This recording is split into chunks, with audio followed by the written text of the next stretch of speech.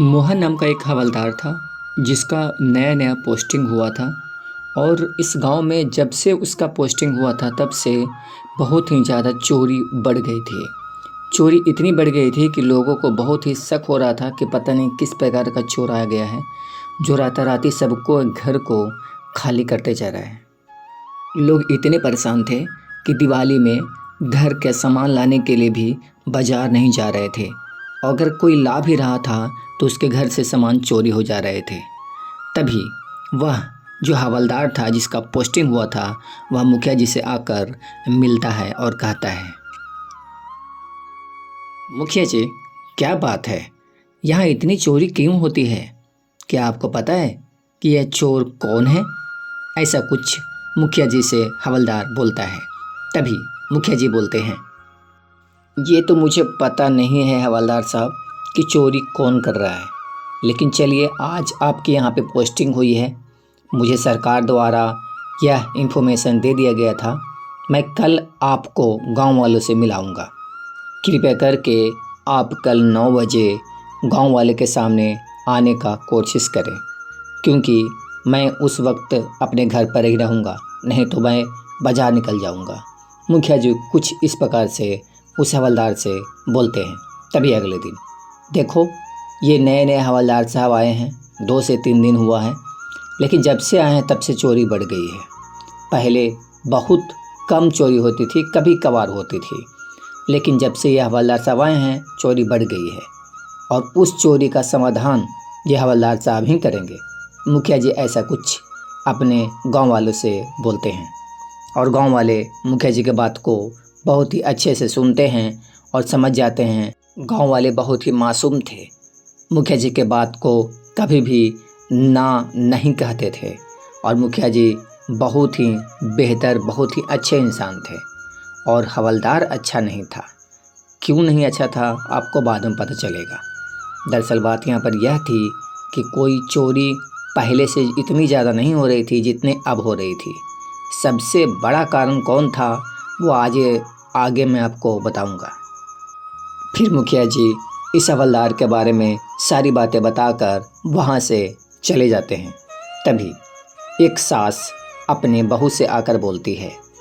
वह समझ गई थी कि चोरी बहुत बढ़ गया है जिसके चलते। तभी सास बोलती है, देखो बहू, चोरी इतनी बढ़ गई है कि अगर हम लोगों को घर पे भी से बाहर निकलना होगा तो एक को घर पे रहना होगा और दूसरे को निकलना होगा।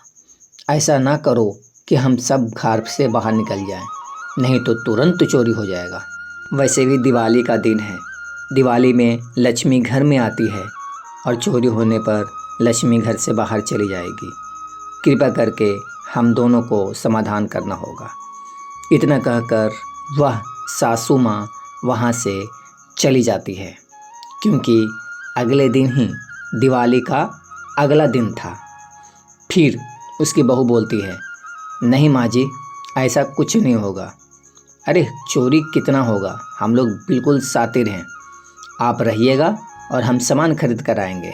ऐसा कुछ उसकी बहू अपने सास से बोलती है और बात कर रही थी, क्योंकि एक दिन छोटा वाला दिवाली हो चुका था और अगले दिन बड़ा दिवाली होना था और इसी बीच चोरी बहुत ही हो रही थी।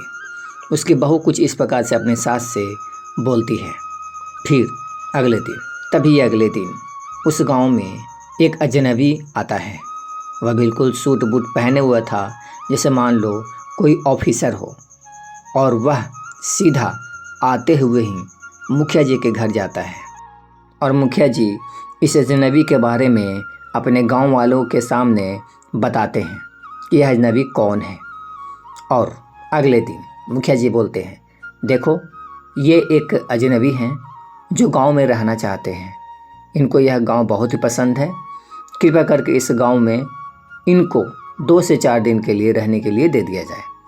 मैं एक मुखिया होने के नाते ये जो अजनबी हैं मेरे घर पर ही रहेंगे और मैं आपको इनके बारे में कुछ बताना चाहता हूँ। दरअसल यह अजनबी कोई मामूली अजनबी नहीं है, बल्कि यह ठाकुर रंजीत सिंह है, जो कि एक ऑफिसर हैं और चोरी कैसे हो रहा है, क्यों हो रहा है, यह ये सब पता करेंगे।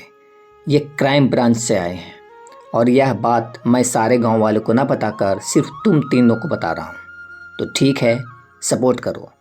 तभी अगले दिन वह ठाकुर रंजीत सिंह देखते हैं कि वह जो हवलदार था जिसकी नई नई पोस्टिंग हुई थी, वह दौड़ा दौड़ा सारे के घर में जा रहा है। ठाकुर रंजीत सिंह को कुछ शक हुआ, लेकिन शक होने के बाद वह अगला दिन कुछ नहीं किए कि चलो उसको पूछते हैं। फिर से अगले दिन वहीं पर बैठा हुआ वह देखा। ठाकुर रंजीत सिंह बोलने लगे कि लगता है कि कुछ दाल में काला नहीं बल्कि पूरी दाल ही काला है। कहीं यह हवलदार ही चोर तो नहीं, क्योंकि जब से हवलदार आया है तब से ही ज़्यादा चोरी हो रही है। तभी ठाकुर रंजीत सिंह वह समझ जाते हैं कि चोरी कोई और नहीं, हवलदार ही कर रहा है। तभी अगले दिन मुखिया जी, देखो चोरी कौन कर रहा था, आज वह पकड़ा गया। और यह सब ठाकुर रंजीत सिंह के चलते हुआ है। यह कोई अजनबी नहीं थे, यह एक ऑफिसर थे जो कि क्राइम ब्रांच से आए थे, ठीक है। और यह ऑफिसर उस चोर का पता कर चुके हैं, और चोर कोई और नहीं है बल्कि वही चोर है जो यहाँ पर पोस्टिंग होकर आया है।